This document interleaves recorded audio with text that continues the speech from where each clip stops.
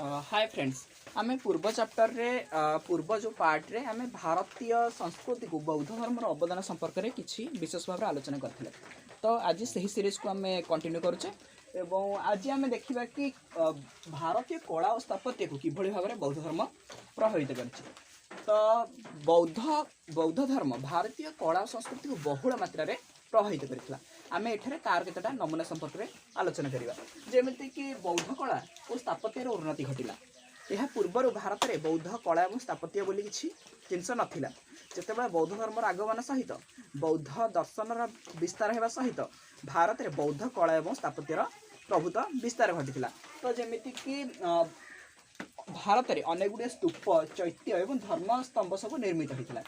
आउ ये जो स्तूप चैत्य एवं धर्मस्तंभर निर्माण करने अशोक समय सबुठ अधिक होता। कारण अशोक समय भारतीय कला और स्थापत्यर प्रस्तर देहरे से भारतर कला स्थापत्य को आंकिबा चेष्टा करते।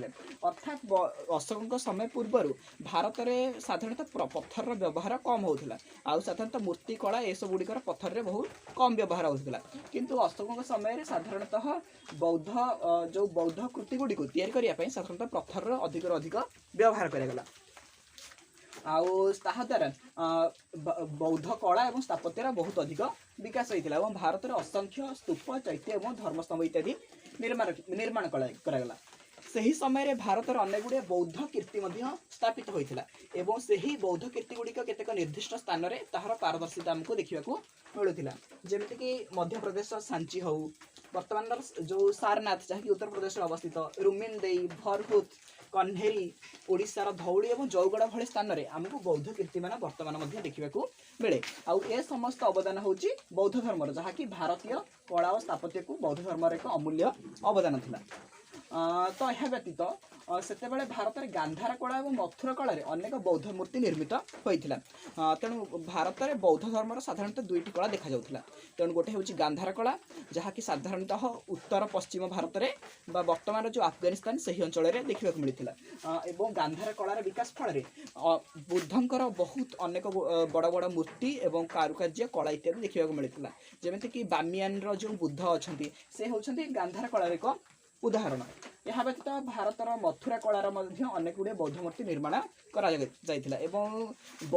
बुद्धंकर मूर्ति तैयारी क्षेत्र में मथुरा थिला एक अग्रणी अंचल। आउ सेठारे बुद्धंकर अनेक गुड़े मूर्ति कारुकार्य स्तूप इत्यादि सेठारे देखा जाउथिला। तो यह व्यतीत बौद्ध चित्रकलार प्रभुत्व प्रचार होता।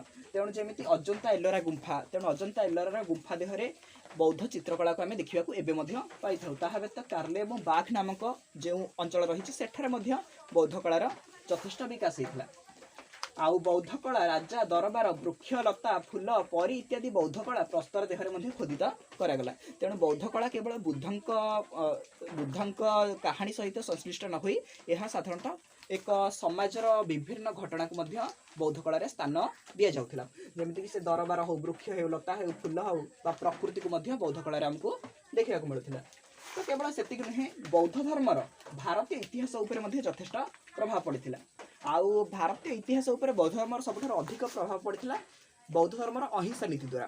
तेणु बौद्ध धर्मर मूल मंत्र थिला अहिंसा एवं अहिंसा द्वारा भारतर इतिहास को यथेष्ट प्रभावित करथिला एवं भारतर इतिहासर दिशा एवं दशा को यही बौद्ध धर्मर अहिंसा नीति बदलैबारे सहायता करथिला। तेणु जमीती से समय राजा माने यही जो अहिंसा नीति द्वारा एत प्रभावित होते से युद्ध छाड़ी देउथिले। तेणु यार एक ज्वलंत उदाहरण होची कलिंग युद्ध, जहाँकि ख्रीष्टपूर्व 261 मसीह कलिंग राज्य एवं मौर्य सम्राट अशोक मध्य लड़ा जाता। तो यही कलिंग युद्ध पर से अशोक चंडाशोक नाम परिचित थे और से चंडाशोक रु धर्माशोक परिणत होते। एथपाई अशोक चंडाशोक धर्माशोक परिणत होगा पक्षरे सबुठ बड़ कारण था बौद्ध धर्म एवं से बौद्ध धर्म परिणत होगी शांतिर मार्ग को अवलंबन करथिले। तो यह द्वारा मगधर जो साम्राज्य लोभ थिला कि पूरा समग्र भारत को निज अंचल में मिसेवा एवं अनेक बहुत बड़ मगध साम्राज्य सृष्टि करवा, तो से लिप्सार पूर्णछेद पड़ता। तेणु भारतर इतिहास बौद्ध धर्मर यथेष्ट अवदान रही। ଏହା ବ୍ୟତୀତ ଯଦି ଦେଖିବା ବୌଦ୍ଧ ଧର୍ମ ଭାରତକୁ କିଭଳି ଭାବରେ एकता और अखंडतार बांधि रखिथिला ताहा मध्ये एठारे उल्लेखयोग्य। तो भारतर कोण अनुकोण में बौद्ध धर्म प्रचारित होता एवं बौद्ध धर्मर केवल भारत नुहे भारत बाहर जमीती कि मध्य एशिया दक्षिण पूर्व एशिया अनेक अंचल को बौद्ध धर्म व्यापी था। यह द्वारा भारतर कला संस्कृति विदेश को यथेष्ट परिमाण में व्यापी पारिथिला एवं राजनैतिक क्षेत्र में एकता प्रतिष्ठा हो पारिथिला। तेणु जितेबाला अनेक गुड़िए राजा बौद्ध धर्म को ग्रहण कले से भारत में शांति प्रतिष्ठा करने उद्यम करते एवं परवर्ती समय यह एक अखंड भारतर परिकल्पना को जन्म देता। तेणु भारतवासी चाहिए कि जदि आम समग्र भारत को एक कर अखंड भारत कर तेज बौद्ध धर्म द्वारा सेठारे शांति प्रतिष्ठा हो पार और यथेष्ट उन्नति हो पार।